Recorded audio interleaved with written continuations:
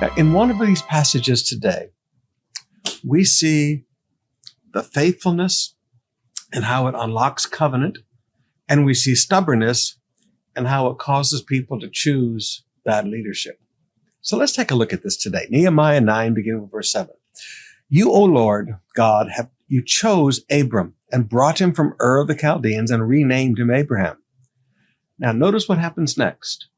When he proved himself faithful, that would have been the tithing in Genesis 14 and 15, refusing to allow other men to make him rich.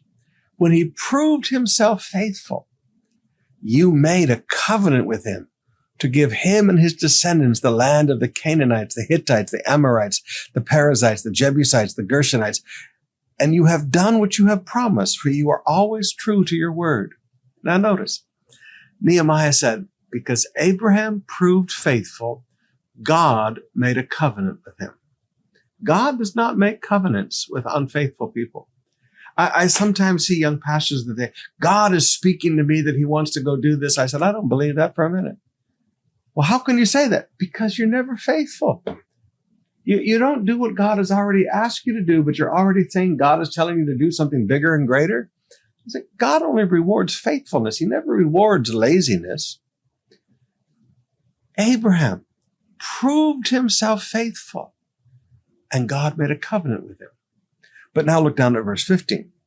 You gave them bread from heaven when they were hungry and water from the rock when they were thirsty. You commanded them to go and take possession of the land you had sworn to give them. But our ancestors were proud and stubborn, and they paid no attention to your commands. You know what? Sometimes God's people get like that. They're proud and stubborn, and you can show them something in the Bible, they're not going to believe you. Now listen, look at what these people do. These people who are proud and stubborn and don't want to pay attention to God's command, look at what they do. They refused to obey and did not remember the miracles you had done for them. Instead, they became stubborn and appointed a leader to take them back to their slavery in Egypt.